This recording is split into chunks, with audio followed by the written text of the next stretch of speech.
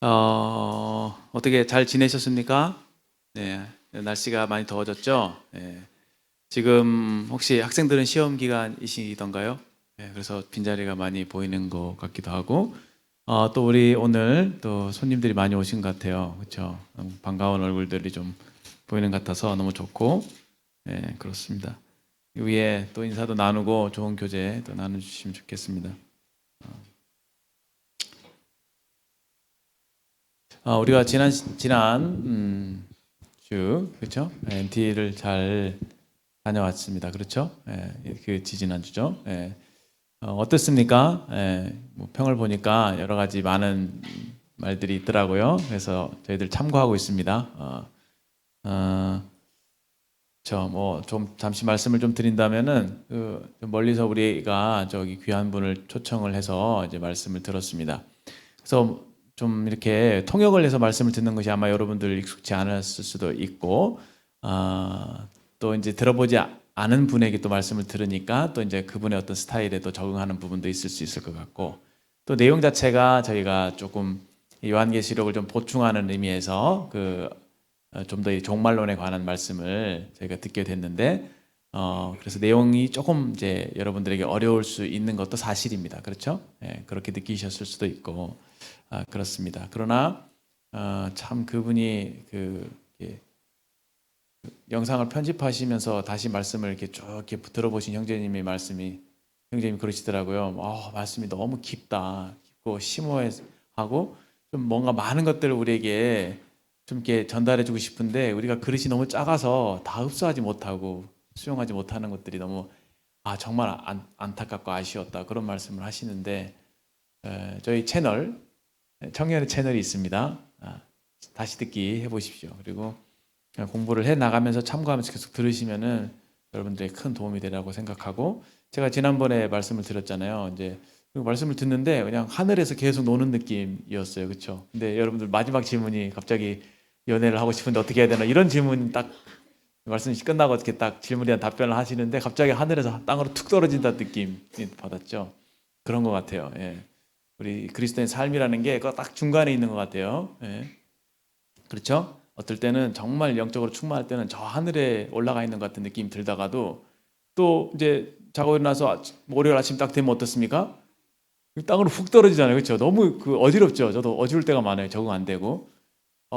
근데 그게 사실이에요. 그리고 저같이 뭔가 저같이 특히 조금 이렇게 사람들과 또 하나님 어떤 중간에서 좀 역할을 해야 되는 사람들 같은 경우는 굉장히 좀 이제 이게 이쪽 저쪽 어려울 경우가 많습니다. 이제 굉장히 중간에서 밸런스를 잘 잡아야 되는데 너무 하늘에서 놀다 보면은 굉장히 땅과 또 땅이라기보다는 그렇죠. 현실과 좀 멀어질 수도 있고 너무 이제 현실에 맞게 현실에 있는 얘기들을 많이 생각하고 하다 보면은 또 이제 하늘과는 또 멀어지는 경우도 있고. 그래서 이런 딜레마가 여러분과 저에게 있는 딜레마가 아닌가 싶습니다. 그러나 그리스도인들이 그게 이제 하나님의 뜻인 것 같아요. 우리가 완전히 하늘에 있는 것도 아니고 또 완전히 뭐 땅에 속한 것도 아니고, 우리가 땅에 살지만 하늘에 속한 사람들이다 이런 말씀이죠. 우리 하나님께서 우리를 구원받고 난 이후에 바로 천국으로 데려가지 않으시고 이 땅에 남겨두신 이유가 있다고 하는 거예요. 그렇죠? 이 치열한 현실 속에서 주 예수 그리스도를 전파하는 것, 그렇죠? 그런 삶을 우리에게 부탁하신 거라고 생각이 되어지고, 그런 의미에서 우리가 이 요한계시록을 공부하는 그 목적이 참 크겠다 싶습니다. 여러 가지 많은 현실들을 우리가 열심히 살아가는 거 꼭 필요합니다. 그렇게 해야 되죠. 공부 열심히 하시고 직장일 열심히 하시고 세상 어떤 친구들과의 인간관계도 잘 유지하시고 맺으시고 하는 게 꼭 필요합니다. 그럼에도 불구하고 우리의 우선순위 그것은 날마다 그렇죠? 빠짐없이 날마다 하늘에 올라갔다 와야 돼요. 그렇죠? 하늘에 계신 그분께 우리의 시선을 집중하고 그분께 우리에게 우선 먼저 시간을 드리고 그분을 먼저 뭐랄까요? 아련한다고 하죠. 그분을 먼저 만나고 그분의 말씀을 듣고 그 힘으로 이제 세상에 나가서 세상을 살아가는 그것이 이제 그리스도의 삶의 어떤 패턴이지 않을까 싶습니다. 근데 주님과의 교제가 충만하고 또 하늘의 것들로 이제 마음이 꽉 차 있으면은 사실은 월요일 됐을 때 직장으로 힘있게 나가는 게 또 학교를 힘있게 이렇게 등교하는 게 이제 맞죠. 그게 맞습니다. 그게 정상입니다. 어떻게 이 주님을 전할까라고 하는 그런 열정을 가지고 여러분의 각자의 속한 현실로 돌아가는 게 또 맞다고 싶습니다. 그래서 열심히 또 현실에서 싸우고 주님을 나타내고 그리스도인으로서 열심히 살다가 다시 또 이제 성도들이 모이는 곳에 이렇게 오게 되고 오늘 이제 주말 그렇죠? 그 스타트가 되겠죠? 오늘 내일 그렇죠? 설레십니까? 설레죠. 예, 설레는 게 정상입니다. 청년회 재밌지 않나요? 저는 정말 그 미친 듯이 놀았거든요. 죄송합니다. 그 청년 때 진짜 청년들하고 재밌게 놀았어요. 진짜 다시 돌아가고 싶을 정도로 밤도 없었습니다. 새벽 뭐 밤새도록 이렇게 놀고 여러 가지 그렇죠. 재밌는 것도 하면서 놀기도 하고 또 영적인 것들을 막 치열하게 막 이렇게 교제하면서 놀기도 하고 여러분들 이 시간을 잘 최대한 make the most of it 예? 최대한 활용해서 여러분들 유익을 얻게 되시기를 바랍니다. 이제 우리가 요한계시록을 계속 공부하고 있습니다. 장차 되어질 일에 대해서 주님이 왜 굳이 우리에게 이런 것을 보여주셨을까라고 했을 때 우리를 사랑하시니까 우리를 친근히 여기셔서 장차 되어질 일들에 대해서 우리에게 알려주시면서 오늘 현실을 살아가는 특히 이제 그리스도의 다시 오심을 기다리는 그리스도의 신부로서 우리가 더 정결하고 깨끗하고 거룩한 그런 삶으로 주님 오심을 기다리게 하셨다라고 하는 것이죠. 이러한 그 앞으로 일어날 일들에 대해서 모르고 사는 것과 그것을 알고 그것을 대비하면서 또 살아가는 것과는 상당한 그런 차이가 있습니다.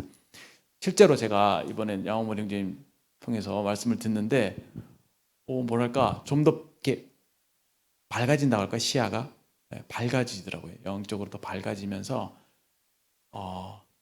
뭔가 좀 이제 이렇게 좀 뜨거워오르는 그런 것들 느끼게 되고 내가 그리스도인으로 참 살아간다는 게 얼마나 행복하고 좀 특권인가 이런 생각들도 해보게 되고 여러 가지 참 벅차오르는 그런 마음도 있었고 좀 여러 가지 복잡 미묘한 그런 감정들이 있었습니다. 좀 더 이제 그런 좀 머물고 시간을 좀 가졌으면 좋겠다 생각이 좀 들었죠. 자, 오늘은 이제 요한계시록 그 10과 이제 얼마 안 남았습니다. 끝을 향해서 달려가고 있습니다. 7년 대환란의 끝자락에 와 있습니다. 10과 큰 바벨론, 이 바벨론이라고 하는 개념에 대해서 한번 공부해 보도록 하겠습니다. 여러분들 너무 어렵게 생각하지 마시고 제가 물론 이제 1시간 시간이 저한테 주어져서 뭐 이런저런 많은 성경 말씀 찾아보면서 좀 이렇게 설명을 드릴 거예요. 근데 이제 간단하게 그냥 그 생각하시면 이 바벨론이 뭐냐?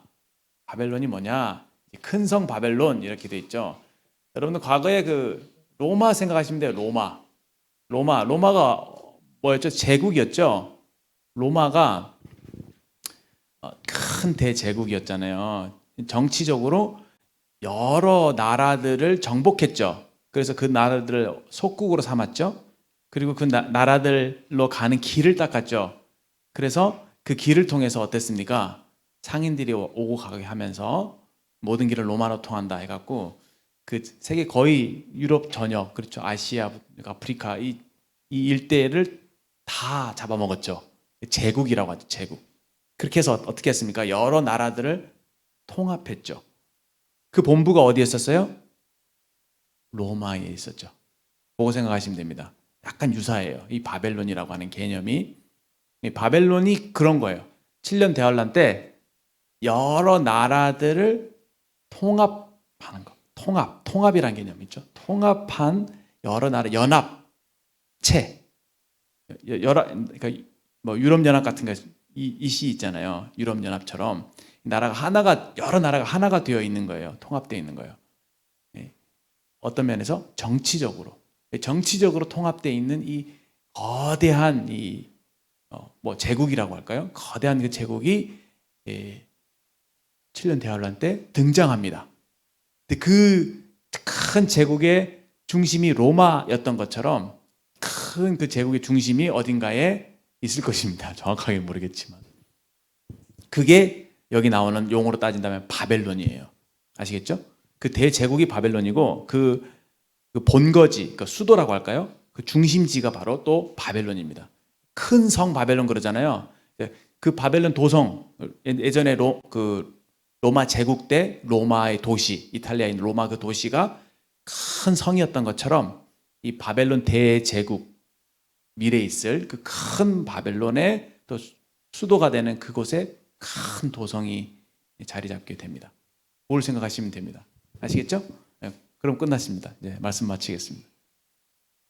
근데 이 바벨론을 또 뭘로 표현하고 있느냐? 음녀라고 표현하고 있어요. 음녀. 왜 음녀인가? 왜 음녀인가? 이런 것들을 한번 좀 살펴보겠습니다. 바벨론과 음녀는 뭐다? 같은 거다. 지난 시간에 우리 짐승했죠. 짐승. 여러 짐승들 말고 짐승을 대표하고 있는 게 뭐였죠? 짐승이 뭘 가리켰죠? 용은. 이거 여러분 이거 꼭 골든벨 해야겠습니다. 여러분 빡시게 좀 이렇게. 용은 사탄. 그렇죠? 용이 있고 용의 뭐 약간 뭐 용의 사주를 받은 용의 아들 같은 그런 어떤 용이 낳은 용이 어떤 권세를 주고 능력을 준 그 대상이 누구죠? 적그리스도. 여러분 이런 용어들은 알아두십시오. 용이 있고 짐승이 있죠. 그 짐승이 누구라? 적그리스도. 그렇죠? 두 개 됐죠? 그다음 마지막 여기 거짓 선지자들. 거짓 선지자들. 이 거짓 선지자들은 거짓의 영의 사주를 받는 거예요. 성경 그렇게 되어 있습니다. 여기 뭐가 같아요? 트라이앵글이죠. 용, 짐승, 거짓 선지자. 그렇죠? 사탄, 적그리스도, 거짓 선지자, 거짓의 영들. 이 세 가지가 삼위일체를, 악의 삼위일체를 이루죠. 좀 이런 것들은 좀 알아두시면 좋습니다. 성경 읽을 때 도움이 되니까요. 이제 하나님이 삼위일체 어떻습니까? 성부, 성자, 성령. 그러니까 사탄이 좋아하는 게 뭐예요? 하나님을 시기하니까 하나님을 모조품들을 흉내내는 거예요. 뭐랄까요? 그 흉내내는 거예요. 가짜를 만들어내는 거죠. 따라하려고 하는 거예요. 그런 습성이 있다는 거 좀 생각을 해보시면 좋겠습니다. 여튼 오늘은 짐승이 또 나오고요. 그 적그리스도. 이 적그리스도와 이 음녀로 대표되는 이 바벨론은 어떤 관계가 있는지도 좀 살펴볼 것입니다. 아시겠죠? 자, 여기 다시 오늘은 음녀인 바벨론에 대해서 공부를 합니다. 그리고 또 뭘 공부하냐? 19장 초반부까지 10절까지 말씀을 할 텐데 거기 뭐가 등장하냐면 어린 양의 혼인잔치가 등장해요. 혼인잔치니까 누가 있겠어요? 신랑이 있고 신부가 있겠죠. 신부는 누구예요? 그렇죠. 교회. 되시죠? 네. 여기 음녀가 있고 여기 그리스도의 신부가 있습니다. 여기 대조가 있어요. 여기 오늘 약간의 그 메시지 방향, 오늘 공부할 그 공부의 방향이 되겠습니다. 이 바벨론과 그 음녀인 바벨론에 대해서 배우고 그 다음에 어린 양, 그리고 어린 양의 신부. 거기서 우리가 교훈을 생각해 보고자 하는 겁니다. 또 미래에 일어날 일들이긴 하지만 그것이 오늘날에도 그런 요소들, 그렇죠? 바벨론에 있는 그런 요소들을 통해서 오늘날 우리에게 주시는 교훈들도 생각해 볼 수 있습니다. 왜냐하면 그러한 요소들이 여전히 지금도 부분적으로 이제 나타나고 있는 것이니까. 근데 7년 대환란 때는 그러한 것들이 더 맞죠? 완전 극대화되는 거예요. 이해되시죠? 자, 한번 살펴보도록 하겠습니다. 자, 17장으로 가겠습니다. 오늘 17, 18, 19 세 장에 걸쳐서 공부를 하게 되겠습니다. 17장. 자, 먼저 한번 조금 읽어보겠습니다. 1절. 또 7 대접을 가진 7 천사 중 하나가 와서 내게 말하여 이르되 이리로 오라. 많은 무리에 앉은 큰 음녀가 받을 심판을 내게 보이리라. 이것이 이제 이 17장의 주제죠. 그렇죠? 무슨 얘기를 하려고 하냐? 음녀에 대해 소개할 거예요. 이 음녀는 많은 물 위에 앉은 모습으로 등장합니다. 근데 이 음녀가 어떻게 된다고요? 심판을 받는다고요. 그게 17장의 내용입니다. 왜 이 음녀는 어떤 정체가 무엇이며 왜 이 음녀는 심판을 받는가? 어떻게 심판을 받는가? 이것을 살펴볼 것입니다. 근데 여기 보세요. 물 위에 앉은 큰 음녀라고 했죠. 이 음녀는 제가 말씀드렸죠. 그 바벨론이라고요. 그렇죠? 그 전 세계의 연합체인데 왜 음녀라고 표현했냐면은 자 그냥 적어 놓으세요. 음녀. 이거는 종교적인 연합입니다. 종교적인 연합. 종교 측면이에요. 근데 바벨론으로 표현할 때는 바벨론은 정치적인 연합이에요. 정치와 종교가 서로 혼합되어 있는 거죠. 그러니까 큰 바벨론이라고 하는 음녀라고 하는 큰 바벨론은 종교적인 연합인과 동시에 정치적인 연합이다라고 볼 수 있습니다. 그렇죠? 그 바벨론이라고 하는 큰 대제국이 등장하게 될 텐데 거기에는 이 종교적인 종교 뭐 사상, 종교적인 연합이 거기에 내재되어 있다 이렇게 보시면 되겠죠. 근데 음녀라고 왜 표현했을까? 이 부분도 한번 생각해 볼 필요가 있는데 먼저 물 위에 앉은이라고 했죠. 큰. 이 물이 뭘까? 물이 앉은 무슨 뭘 이상한 생각을 물 위에 물을 걷는 건가? 모르겠습니다. 그게 아니라 이 물이 상징하는 바가 있습니다. 보세요. 몇 절에 있냐면요. 15절에 설명해 있습니다. 천사가 내게 말하되 17장 15절 내가 본 바 음녀가 앉아 있는 물은 백성과 무리와 열국과 방언들이라. 되시죠? 그러니까 이 쉽게 말하면 여러 나라들이죠. 열국, 여러 나라들, 여러 인종 그룹 또 내지는 방언이라고 했으니까 여러 언어 그룹, 그렇죠? 그룹들이 있는데 그 서로 다른 그룹들을 어떻게 한다고요? 통합하고 있다고요. 누가? 이 음녀라고 하는 이 어떤 세력 이것들을 어떻게 하고 있다고? 통합하고 있다고요. 그 모습을 이제 상상해 보시면 됩니다. 물 위에 앉아 있는 음녀, 지배하고 있는, 통합하고 있는. 그리고 이제 보세요. 땅의 임금들도 그와 더불어 음행하였고 그렇겠죠. 예. 연루된 겁니다. 땅의 임금들이라고 했죠. 여러 나라의 왕들 지도자들이 이 음녀, 이 엄청난 그 세력, 여기에 어떻게 음행한다고요. 서로 뭐랄까요? 동맹이라고 할까요? 그렇죠? 서로 연관을 맺고 있는 것이죠. 깊이 그들과 사귀고 교제하고 있습니다.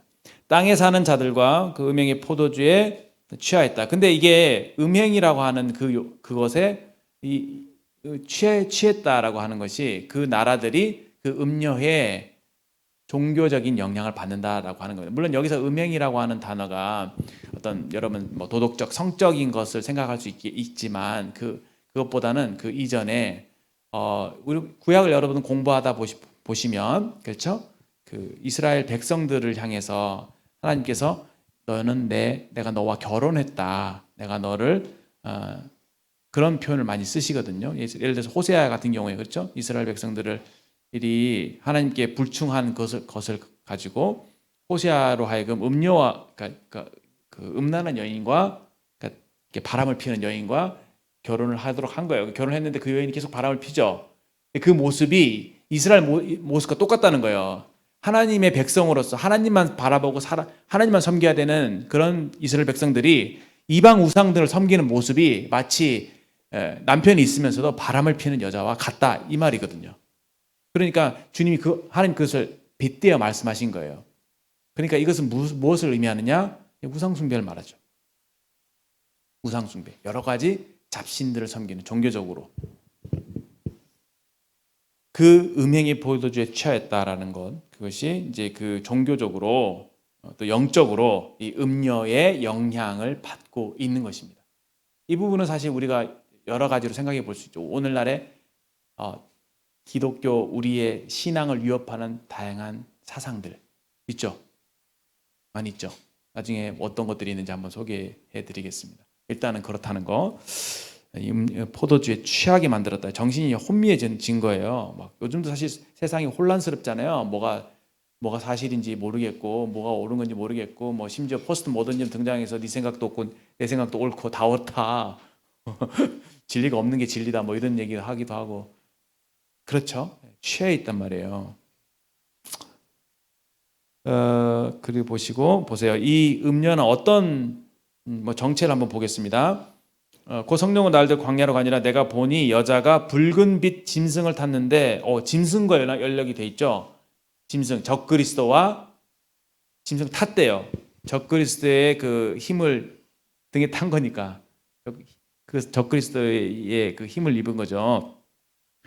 그 짐승의 몸에 그 짐승이 하나님을 모독하는 이름들이 가득하고 7머리와 10뿔이 있더라. 여기 7머리와 10뿔은 10왕들을 말한다고. 7왕이고 또 10뿔도 역시 10왕이고 17왕인가 봐요. 제가 정확하게는 잘 모르겠습니다. 이거는 제가 공부의 부족이기도 하고 저의 소양의 부족이라서 좀 더 찾아보긴 하겠지만 일단 10왕이라고 해요. 어떤 왕들인지 잘 모르겠지만 그 10왕. 그럼 결국은 이 적그리스도가 뿔이 7머리와 10뿔의 10왕들이 있다고 하는 것은 그 17명의 왕들을, 그 나라들을 꽉 쥐고 있다는 얘기잖아요. 그렇죠? 적그리스도가. 그리고 그 하나님을 모독하는 이름들이라고 되어 있습니다. 이게 사탄이 잘하는 거, 하나님 모독하기, 유사하게. 아까 삼위일체 따라하는 것도 좀 그렇잖아요. 너무 보이잖아, 그렇죠?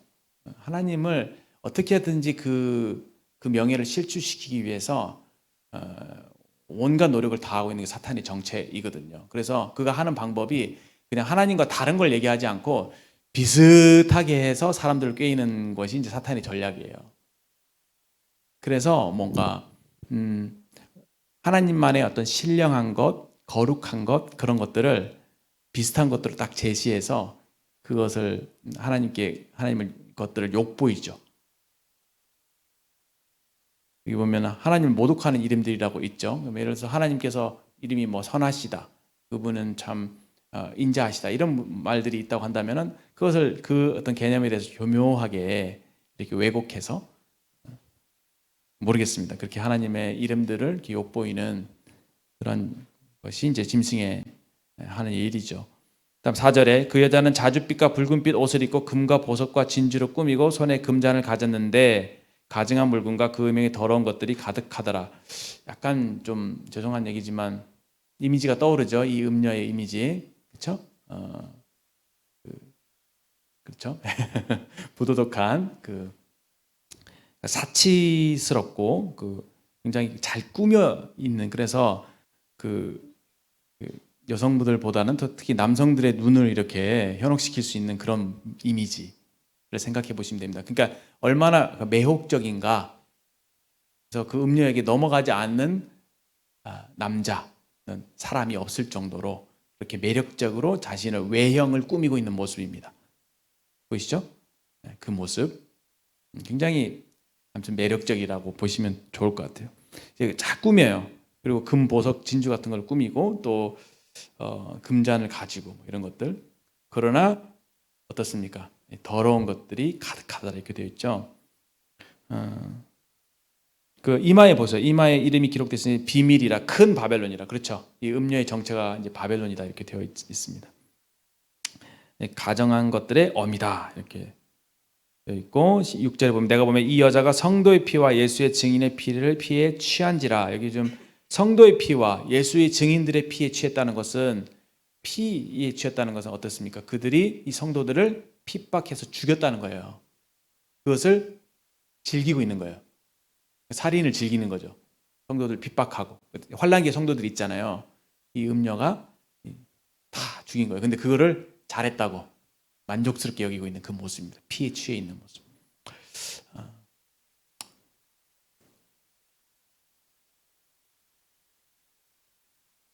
그리고 이제 7절, 8절에 이제 이런 내용들인데, 8절에 보시면 이제 짐승에 대해서 나옵니다. 내가 본 짐승은 전에 있었다가 지금은 없으나 장차 무저갱으로부터 올라와 멸망에 들어갈 자니. 좀 헷갈리죠. 이게 무슨 말씀일까? 짐승에 대한 또 정체가 나옵니다. 짐승이 우리 전 시간에 배웠죠. 짐승이 악의 제2 위격이라고 한다면 누굴 닮았나요? 예수님을 닮았어요. 그래서 뭘 코스프레 한다고 했어요, 제가?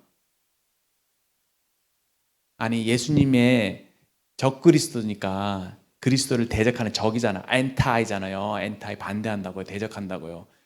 그 그리스도를 대적하는 적그리스도잖아요. 이게 짐승이란 말이죠. 이해되십니까? 잘 따라오고 계세요? 이 제2 위격이니까 제2 위격은 누구예요? 예수님이 그리스도죠. 그럼 그리스도를 어떻게 하겠어요? 코스프레 하겠죠. 어떻게 코스프레 한다고요? 무엇을? 예수님이 어떤 모습을? 부활. 딩동댕. 부활을 코스프레 합니다. 어떻게 코스프레 보세요?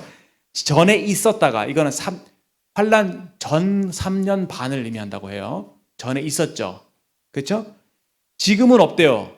지금은 그 3년 반에 전에 있었는데 갑자기 3년 반 중반에 사라져요. 그 죽은 것처럼 나타납니다. 그 사람들이 이 짐승, 적그리스도가 죽은 걸로 생각을 해요. 근데 곧 어떻게 돼요? 그래서 무적행에 갇힌 것처럼 보여요. 저는 이 적그리스도가 죽었다고 살아났다고 믿지는 않습니다. 속이는 거죠. 숨어 있든지 죽은 것처럼 하는 거예요. 그래서 무적행부터 올라 멸망으로 들어갈 자라고 했죠. 이 살아나요. 저번에 보셨죠?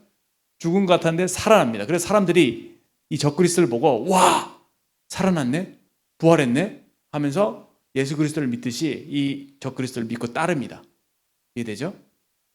그런데 그렇게 득세해서 득세하려고 할 때 어떻게 됩니까? 3년 반 중간에 어떤 일이 일어난다고요? 예루살렘 성전이 완성되고 그 성전 중앙에 그쵸? 적그리스도 가서 그 성전 중앙에 뭐가 있습니까? 그 앞에 예수님의 하나님의 언약궤가 있죠. 언약궤 위에 뭐가 있나요? 시은좌 보좌가 있단 말이에요. 하나님의 보좌를 상징하는. 그 아무도 안 앉아 있거든요. 비어 있단 말이에요. 지금 언약궤 어떻게 생긴지 보이시죠? 찾아보세요. 뭐 궁금한 분이 있어요.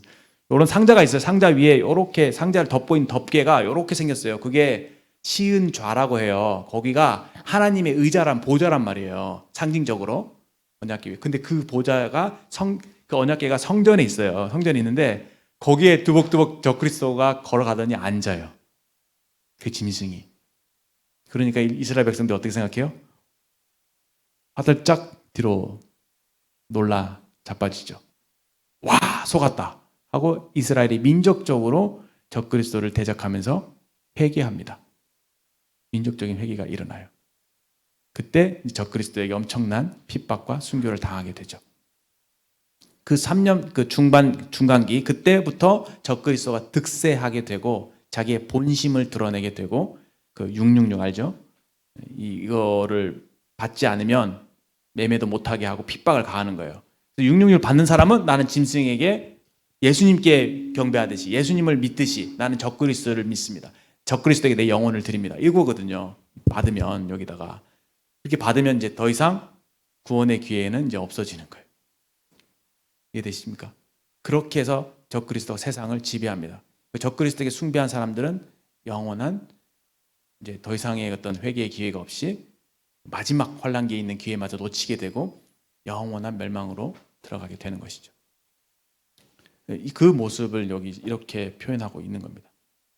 잠깐 있다가 없다가 뭐 이런 얘기가 나오죠. 보면은 계속 읽어보시면 창세 이후로 그 이름이 생명체에 기록된 못한 자들이 이전에 있었다가 지금은 없으나 장차 나올 짐승을 보고 놀랍게 여기더라. 놀랍게 여기고 어떻게 했습니까? 그거를 따르겠죠. 이름이 기록되지 못한 사람들, 그렇죠? 불신자들, 멸망하는 사람들이 적그리스도를 보고 어떻게 놀랍게 여기고 따른다면, 진짜 그리스도다. 정말 이거 우리가 따를 신이다라고 해서 적그리스도를 따릅니다. 그래서 이제 여기 보면 7 머리는 여자가 한데 7 산이요 또 7 왕이 이렇게 쭉 설명을 하고 있죠. 이런 부분은 좀 또 12절에 보면 10뿔은 10왕이라고 설명하고 있고, 그런데 이제 결국은 어떻게 되느냐, 이 적그리스도의 종말이 어떻게 되느냐, 14절에 보세요. 그들이 어린 양과 더불어 싸우려니와 어린 양은 만주의 주시요 만왕의 왕이심으로 그들을 이기실 터이요 또 함께 있는 자들 곧 부르심을 받고 택하심을 받은 진실한 자들도 이기리라. 누굽니까? 택하심을 받은 자들, 그렇죠? 성도들이죠. 성도들도 그 적그리스도 짐승과 싸워서 이기게 됩니다. 언제요? 언제? 예수님이 7년 대환란 후 끝나면 하늘에서 성도들과 같이 내려오시죠. 백마를 타시고 19장 11절 이하에 나옵니다. 예수님이 이제 그렇게 예수님이 딱 이 땅에 재림을 하시면, 지상에 재림을 하시면 그때 오셔서 적그리스도를 무찌르시죠. 그렇죠? 그때 끝이 납니다. 7년 대환란이 끝이 나고 예수님께서 이 지상에서 다스리는 천년왕국이 시작이 되는 거예요. 다시 정리를 한다면 지금 우리가 살고 있죠. 살다가 예수님께서 공중에 성도들을 데리러 오십니다. 그래서 자석이 철을 끌어당기듯이 성령이 있는 사람들은 공중으로 뿅 변화돼서 끌어올림을 받습니다. 그것이 휴거라고 하죠. 그 휴거가 있으면 이 땅에서부터 휴거 이후에 7년간 대환란의 기간이 있고 하늘에서는 어떻게 됩니까? 주님을 살아있었을 때 믿은 여러분과 저 또 그 믿고 돌아가신 분들 그분들이 부활해서 천국에 가게 되죠. 거기서 그리스도의 심판대 앞에 서게 됩니다. 그 심판대는 벌을 주는 게 아니라 이 땅에서 교회인 여러분과 제가 주님을 어떻게 섬겼냐에 따라서 상급을 받는 시간이에요. 아래서는 7년 대환란, 위에서는 그리스도의 심판대가 있고 또 뭐가 있습니까? 어린 양의 혼인 잔치가 있어요. 그때 이제 비로소 교회와 그리스도가 결혼하는 거예요. 여기서 제가 참고로 그 성경을 여러분들 이해하시기 성경에 보면 결혼에 대한 개념이 많이 나오죠. 그리스도와 교회, 그렇죠? 신랑 신부. 그 결혼이 중요합니다. 요한복음 2장인가요? 그렇죠? 가나의 혼인잔치 나오죠. 요즘에 영화 나왔대요. 가나의 혼인잔치. 다운받아서 보십시오. 가나의 혼인잔치. 유대인의 그 결혼의 모습이 지금의 우리의 모습과 조금 비슷한 면도 있지만 다르기도 합니다. 그래서 유대인의 결혼의 모습을 보면은 성경을 정확하게 이해하실 수 있어요. 그래서 제가 그래서 여러분들에게 좀 소개를 해 올리겠습니다. 시간이 좀 있으니까. 유대인들은요, 첫 번째로 신랑 신부가 약혼을 합니다. 약혼을 하면은 약혼을 신부의 집에서 약혼을 해요. 그렇죠? 신부의 집에서 약혼을 하면은 약혼식에 잔치를 합니다. 그것도 역시 결혼식이에요. 약혼식. 잔치를 하는데 그때 사실 가나의 혼인잔치는 약혼식이래요. 가나의 혼인잔치 때 어떤 일을 하냐면은 이제 신랑은 지참금을 가져갑니다. 돈을 가지고 가죠. 돈을 가지고 가서 신부의 그 장인어른 몇 분한테 신부의 아버지한테 줍니다. 주고 약혼식을 하게 되는데 어떻게 하냐면은 약혼식 하는 그 순간에 신랑이 신부한테 포도주를 줍니다. 그러면은 포도주를 받아서 신부가 마시면은 어떻게 돼요? 결혼하겠다고 한 약속이 성립이 되는 거예요. 지창문을 주고 포도주를 마시고 그리고 마셨죠? 마시면 이제 결혼 잔치를 하죠. 그리고 난 다음에 바로 결혼을 하는 게 아니라 다시 헤어집니다. 헤어지면은 신부는 놔두고 그렇죠? 신랑은 자기 집으로 돌아가죠. 돌아가는데 뭘 하냐? 신혼집을 짓습니다. 1년에서 2년 정도 걸린대요. 집을 지어요.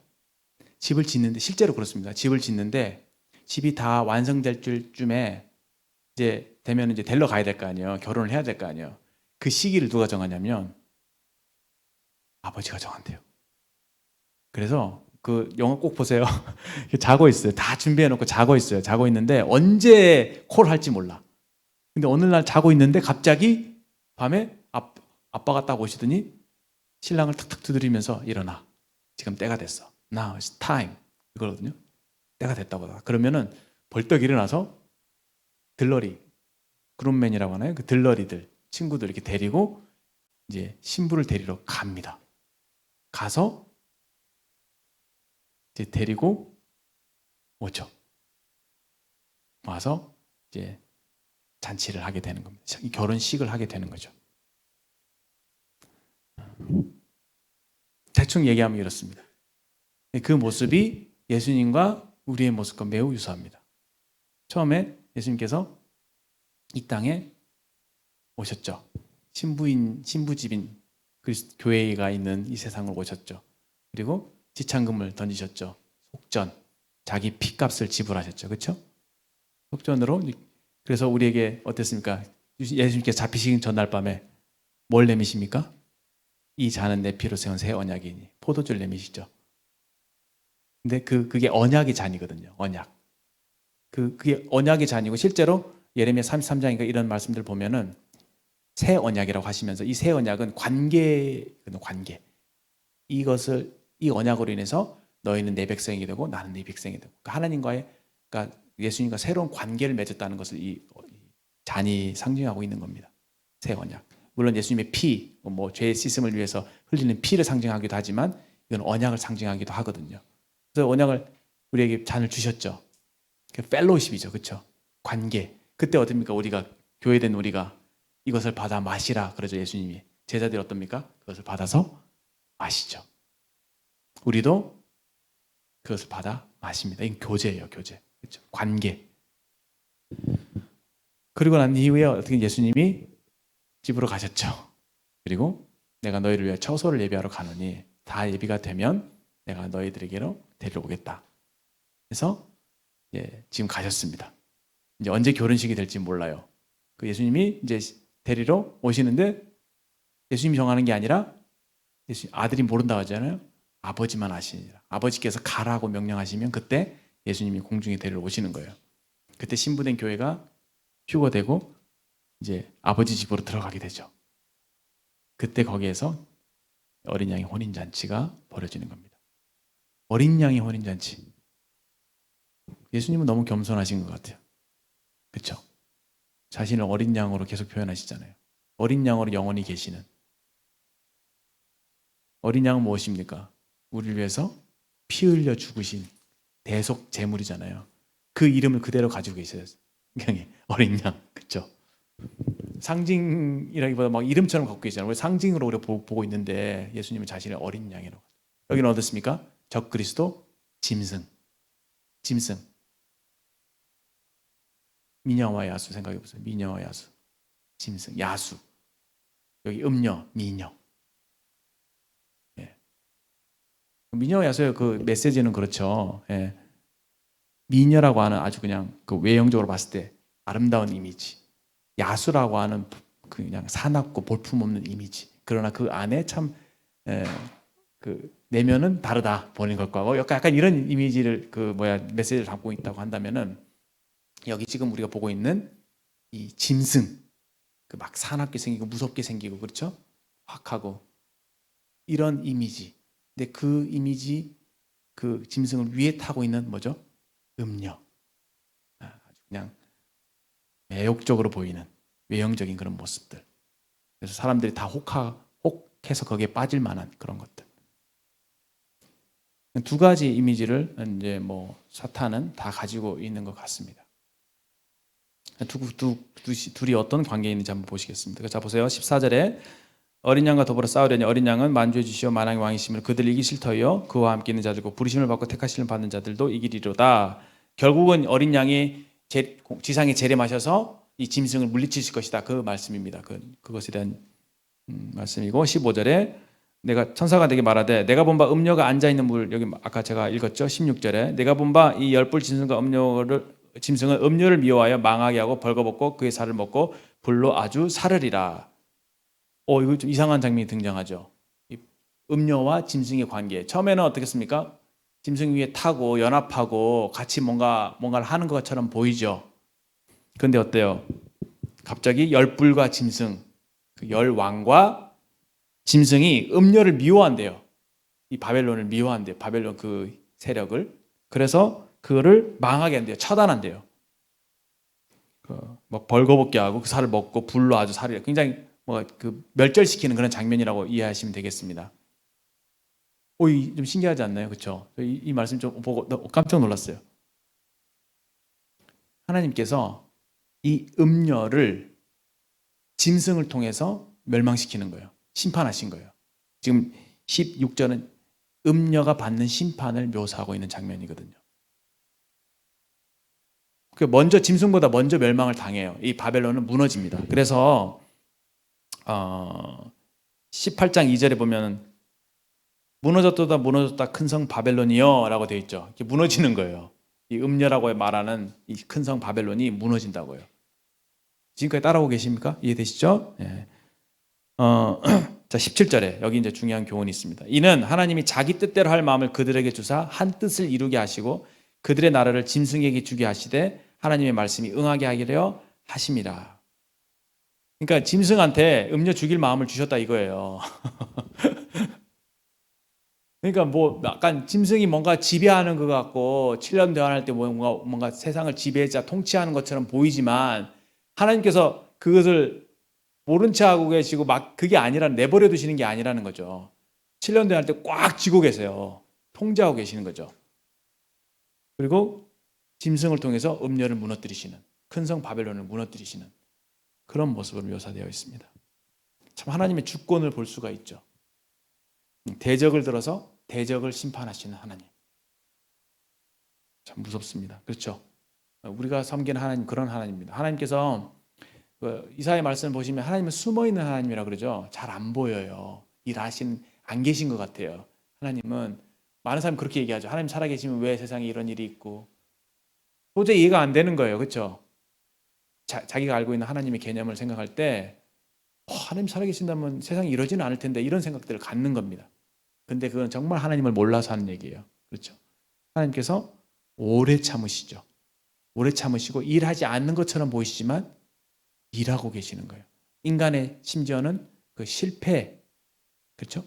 인간의 실패와 인간의 어떤 악 이런 것들을 사용하셔서 하나님의 목적을 이루어가고 계십니다. 그거를 볼 수 있는 눈이 있다면 여러분들은 굉장히 영적으로 밝은 시야를 가진 거라고 볼 수 있어요. 이게 굉장히 중요합니다. 신앙생활에서 좀 중요한 포인트 중에 하나가 여러분 보세요. 여러분들 삶에 우리가 신앙생활 하다 보면 제일 힘든 게 뭐냐면은 내 삶에 하나님께서 일어나는 여러 가지 어려운 일들이 있잖아요. 그럴 때 왜 이런 일이 일어날까를 잘 알지 못할 때가 제일 괴로워요. 그렇죠? 하나님 날 버리신 건가? 답답하다. 난 정말 나는 순수한 마음으로 이렇게 했는데 왜 결과는 이렇지? 이럴 때가 제일 힘들어요. 근데 진짜 신앙은요.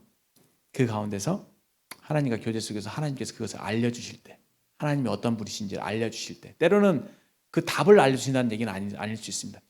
대신에 그런 일을 허락하시는 중에 나타내시는 계시하시는 하나님의 모습 그거 하나면 충분하거든요. 그게 자신의 구원이 됩니다. 구원이 된다는 말 아세요? 절망 속이고 답답하고 뭔가 혼란스럽고 그런데 그 비춰주는 계시의 말씀 그 하나님의 이 상황 속에서 일하시는 하나님의 그 어떠하심이 나한테 말씀을 통해서 계시가 될 때 다 용납이 됩니다. 주님 나 여기 지금 광야에 두셨구나. 주님 나에게 이런 어려움 허락하시는 그 뜻이 이런 뜻이 있으시구나. 그거를 우리가 발견하게 될 때 우린 신앙 안에 참 자유함을 얻고 마음에 큰 위로를 받게 되는 것 같아요. 여튼 보이지 않지만 우리를 위해서 일하시는 하나님 광야에 길을 만드시고 사막에 강을 내시는 하나님 그 하나님 우리가 볼 수 있었으면 참 좋겠습니다. 자 이제 18장에 보면은 이제 바벨론이라고 이름을 살짝 바꿉니다. 음녀 대신에 바벨론 그렇죠? 2절에 아까 그렇죠? 무너졌다 큰 성 바벨론이요. 근데 바벨론이 멸망한 이유에 대해서 이제 지금 살펴보겠습니다. 5가지 정도의 이유가 있습니다. 바벨론이 왜 멸망했을까? 첫 번째, 이 바벨론은 2절에 나옵니다. 귀신의 처소와 각종 더러운 영이 모이는 곳과 각종 더럽고 가증한 새들이 모이는 곳이 되었도다. 아까 짐승이 위로 올라탔다고 했잖아요.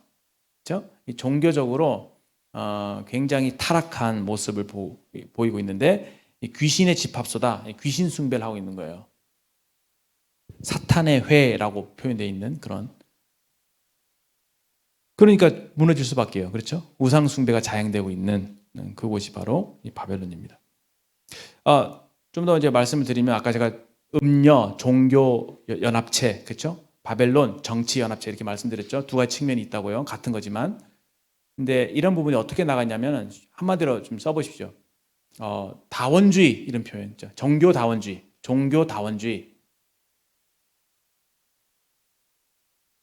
그렇죠. 그렇게 설명을 하면 좀 편할 것 같아요. 종교 다원주의 이런 걸 표현하면 무슨 말이냐면은 지금 대표적인 예로 카톨릭을 들 수가 있어요. 카톨릭은 여러 종교들을 다 흡수하죠. 어떤 분이 뭐 그런 얘기를 하던데, 뭐 가톨릭 다니는 애가 친구가 뭐 자기 교회에서 앞에는 십자가가 있고 앞에 테이블 펴놓고 친구들과, 그렇죠? 뭡니까? 술을 마시면서 뭐라고 했다고요? 네. 술을 마시면서 뭐 불교에 대한 얘기를 하고 뭐 이런 불교 신자와 함께 술을 마시면서 그런 모습을 얘기를 하던데 다 수용하는 거예요.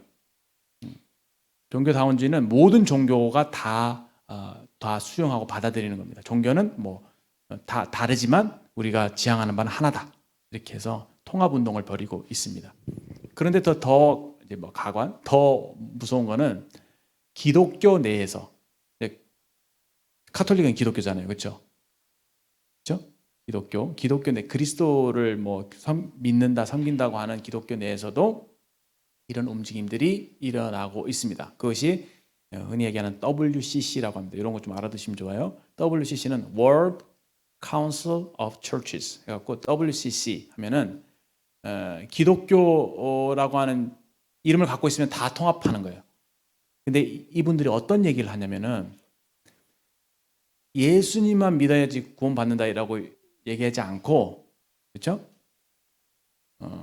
꼭 그분이 예수님이 아니더라도, 그렇죠? 다른 어떤 종교를 통해서도 구원을 받을 수 있다.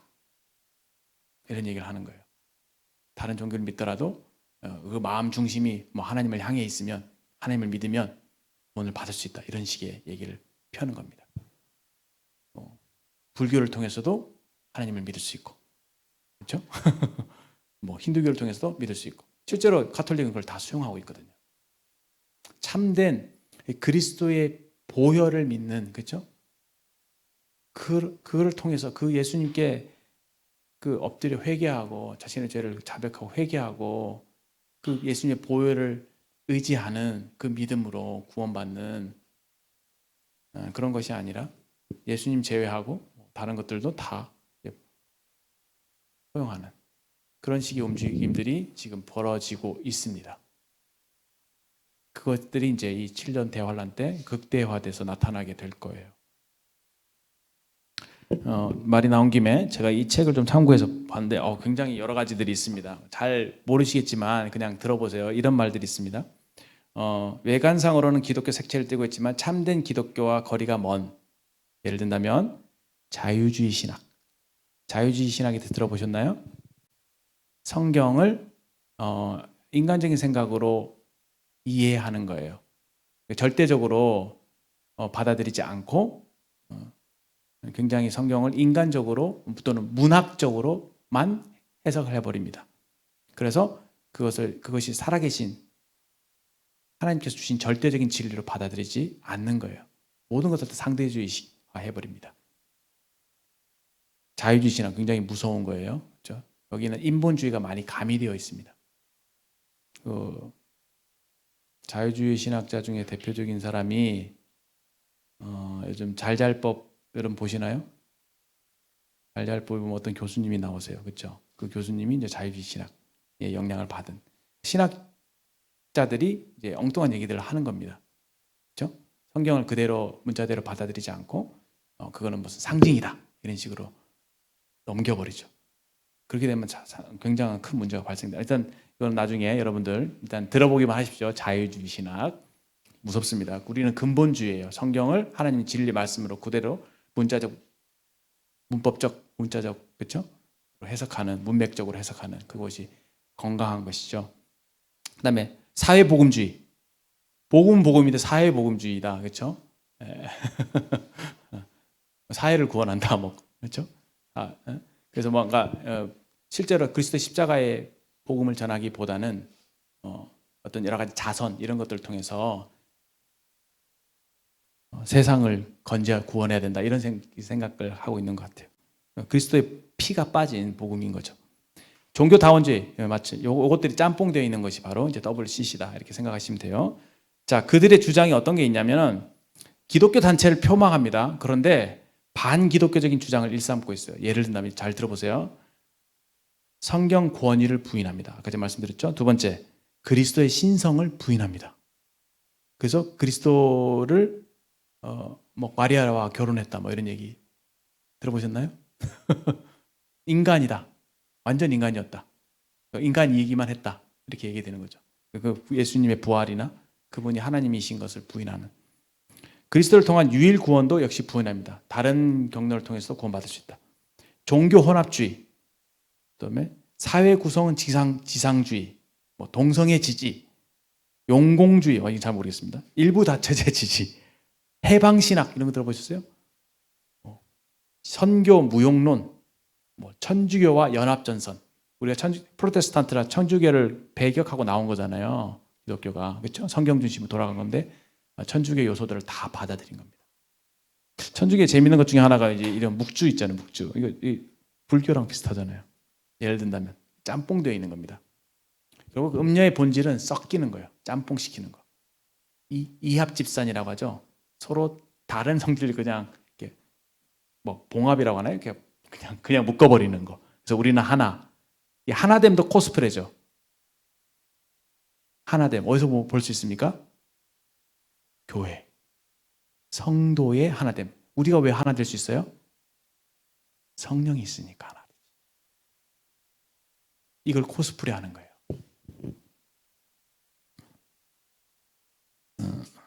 이게 바벨론은 그런 그냥 묶어놓은 그런 겉으로는 뭔가 하나가 되는 것처럼 보이지만 결코 하나가 될 수 없는 그런 모습입니다. 그래서 과거에 뭐 바벨탑 사건 기억하시죠? 바벨탑 사건. 바벨론 제국이 또 있었죠. 다 무너졌잖아요, 그렇죠?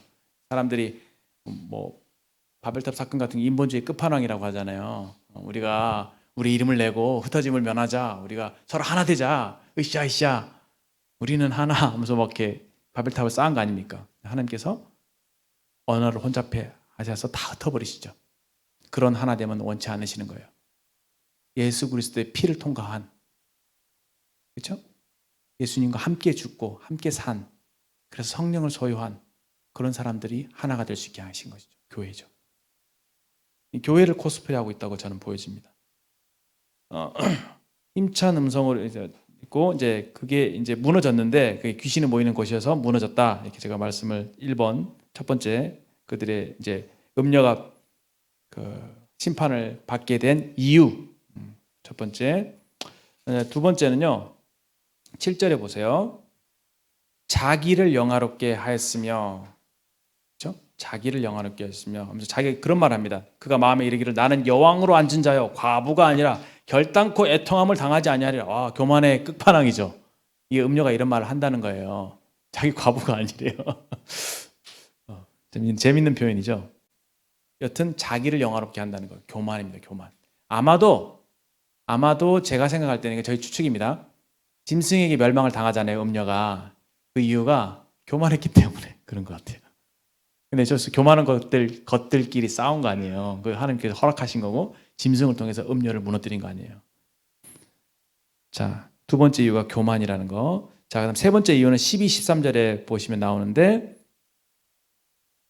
그 상품에 바벨론의 상품이 나옵니다. 상품은 금, 은, 보석, 진주, 세마포, 자주 옷감, 비단, 붉은 옷감, 각종 향목, 각종 상아 그릇, 값진 나무, 구리, 철, 대리석으로 만든 각종 그릇, 계피, 향료, 향유, 유향, 포도주, 감람류, 고운 밀가루, 밀, 소, 양, 말, 수레, 종, 사람의 영혼들까지도 팝니다.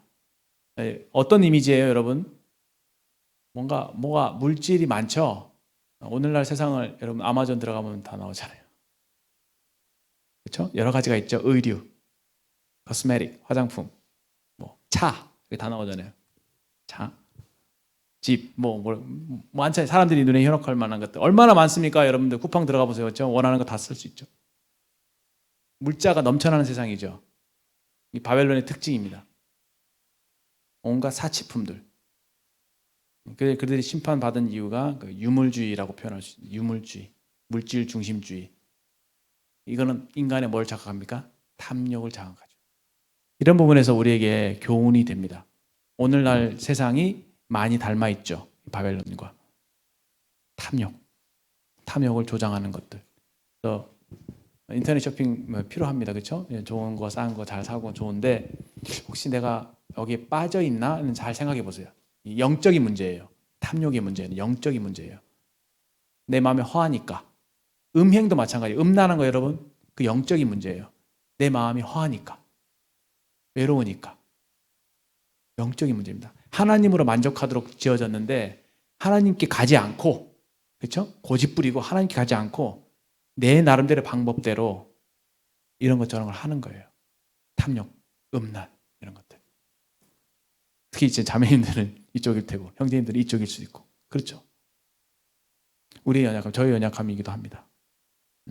절제할 수 있어야 됩니다. 절제. 우리의 믿음의 선진들은 그 신령한 것을, 더 좋은 것을 추구하기 위해서 좀 가치 중립적으로 보이고 뭐 이 정도면 괜찮기 하는 것들에 대해서도 절제할 수 있었다고 합니다. 그래서 저는 그런 것들을 보고 자랐어요. 근데 그게 상당히 영적으로 자족하는 마음이 도움이 됩니다. 딱 어떤 시간을 정해놓고, 딱 어떤 걸 딱 어떤 한계를 정해놓고, 막 거기에 막 심취하고 막 매몰되지 않고, 시간을 막 무한정 쓰지 않고, 자기 시간을 이렇게 아낄 수 있는 그런 지혜가 필요한 것 같아요. 일단 마음을 잘 지켜야 된다, 이런 거 말씀드립니다. 탐욕. 그다음에 네 번째는요, 23절에 나옵니다. 보시면 그 맨 마지막 부분에 보세요. 복술로 말미암아 만국이 미혹되었도다. 복술은 이건 마약입니다. 마약. 복술은 마약. 그러니까 마약 같은 걸로 사람들을 이제 미혹시키는, 뭐 이게 마약으로 표현되어 있지만 이거는 이 복술, 굉장히 좀 사람들을 미혹해 하는 어떤 그런 것들이 있었던 것 같습니다. 여러 가지 그 사상들, 아까 제가 말한 종교 다원주의 이런 것들을 통해서 진리를 흐리는 그런 사람들, 그래서 미혹해 하는, 정신을 혼미케 하는, 그래서 막 정신을 못 차리잖아요, 그렇죠? 요즘 여러분들 말씀 잘 봐야 됩니다. 그렇지 않으면 막 정신을 못 차리게 하는 그런 것들이 많이 들어와요. 자기도 모르는 사이에 여러분 보는 영화들, 이런 매체들을 통해서 은근히 그런 사상들이 들어오죠. 특히나 뭐 동성애 같은 것도 말할 것도 없고, 그렇죠? 그런 생각들, 뭐 이렇게 생각할 수도 있고 저렇게 생각할 수도 있어. 네 생각도 옳을 수 있지만 내 생각도 네 생각도 옳을 수 있어. 뭐 이런 식의 상대주의적인 것들. 근데 그런 것들 다 물론 그 태도는 좋지만 하나님 말씀에서 다 걸러봐야 합니다. 그렇죠? 네. 그 안에 사탄의 그런 어떤 움직임들이 있을 수 있습니다. 24절에 다섯 번째는 뭐냐면요, 이제 가장 중요한 부분인데, 선지자들과 성도들과 땅 및 땅의 위에서 죽임을 당한 모든 자의 피가 그 성 중에서 발견되었다. 이건 성도들을 핍박하고 살육한 거예요. 성도들의 피를 흘린 거예요. 아주 나쁜 죄죠, 그렇죠? 환란기 성도들을 죽였습니다. 그에 대해서 심판을 받는 것입니다. 자, 19장에 넘어오면 이제 어린 양의 혼인 잔치가 비로소 등장하는데, 보세요. 이후에 내가 들으니 하늘에 허다한 무리에 큰 음성 같은 것들이 있어 이르되 할렐루야, 구원과 영광과 능력이 우리 하나님께 있도다. 그의 심판은 참되고 의로운지라 음행으로 땅을 더럽게 한 음녀를 심판하사 자기 종들의 피를 그 음녀의 손에서 갚으셨도다. 손에 갚으셨도다. 그러면서 할렐루야가 4번 정도 등장을 합니다. 그리고 6절 보시요. 그 6절에 노래하잖아요. 우레소리와 같은 큰 소리로 이르되 할렐루야, 우리 주 하나님 곧 전능하신 이가 통치하시도다 라고 하면서 우리가 즐거워하고 크게 기뻐하며 그에게 영광을 돌리세. 어린 양의 혼인계약이 이르렀고 그의 아내가 자신을 준비하였으므로 그에게 빛나고 깨끗한 세마포옷을 입도록 허락하셨도다 하셨으니 이 세마포옷은 성도들의 옳은 행실이로다. 오늘 좀 생각하고 싶은 주제가 이제 7절 8절에 있습니다. 어린 양의 혼인잔치에 대한 어떤 찬송의 소리인데요. 여기 하늘에서 일어난 일들이죠. 아까는 18장까지는 땅에서 일어난 일들이고 갑자기 7년 대환란 얘기하다가 하늘로 슉 올라가죠. 그렇죠? 공간을 딱 뛰어넘습니다. 하늘에서 어떤 일이 일어나냐? 어린 양의 혼인잔치가 있는데 그때 울려 퍼지는 찬송 소리들이 있습니다. 그 찬송 소리들 중에서 여러 가지 교훈들이 있는데 시간 관계상 다 살펴볼 수는 없을 것 같고, 첫 번째, 하나님이 통치하신다고 하는 것이 찬양의 제목이래요. 요한계시록은 주제가 역시나 하나님의 통치입니다. 7년 대환란이든 뭐 천년왕국이든 영원한 것이든 하나님께서 여전히 역사를 주관하시고 통치하신다고 하는 것. 근데 그것이 우리에게 복음이라는 거예요. 하나님이 살아계신다는 거 얼마나 감사합니까? 하나님이 우리를 다스려 주신다는 게 얼마나 감사해요. 그렇죠? 그것이 복음인데 7절에 보세요. 우리가 이제 기뻐하고 즐거워합니다. 어린 양의 혼인기약이 이르렀다. 그의 아내가 자신을 준비하였다. 그래서 여러분과 저 교회 그리스도 신부인 우리들에게 교훈이 되죠. 주님이 우리에게 이런 명령을 하셨습니다. 신랑이 곧 올 텐데 내가 다시 올 텐데 너가 말세를 당하여서 깨어 있으라고, 준비하고 있으라고. 응? 그리고 여러 사도들이 그런 말씀을 했죠. 거룩함과 깨끗함으로 자신의 정결을 지키는, 그리고 뭐 두루마기를 빠는 뭐 그런 모습들. 그러니까 이 그리스도인 신부인 교회에게 요구되는 것은 거룩함이에요. 깨끗함. 여기도 나오죠. 깨끗한 세마포 옷을 입었다라고 되어 있습니다. 그 음녀와 음행하는 그런 사람들과 비교했을 때, 그렇죠? 이 교회는 어떻습니까? 깨끗한, 정결한, 정조를 지키는, 한 주인만 섬기는, 그렇죠? 이것이 우리에게 참 얼마나 도전이 됩니까? 여러분들 마음에 무엇을 담고 있나요? 가지고 있나요? 무엇을 추구하고 있나요? 딱 나의 신랑 되신 주 예수님만 바라보고 있나요? 그분만 사랑하고 있나요? 아니면 주님 말고도 다른 것들도 사랑하고 있나요? 사실 이 음녀로 표현되는 이 종교다원주의, 연합체라고 하지만 이 다양한 종교들이 섞여 있다고 하죠. 그렇죠? 과거에 이스라엘 백성들이 했던 잘못이 그거예요. 하나님도 섬기고 이방신들도 섬기고. 그게 문제인 거예요. 이방신만을 섬기면 얼마나 좋겠어요. 얼마나 좋다기보다 이방신만을 섬기는 게 문제가 아니라 하나님도 섬기고 이방신들도 섬기는,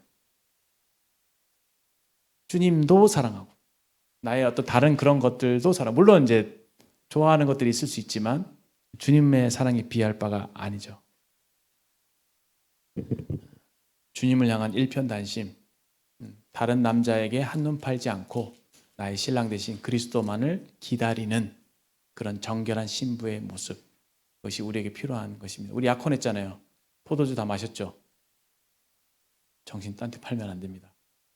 오로지 주님만. 그걸 하나님이 정말 정말 정말 기뻐하십니다.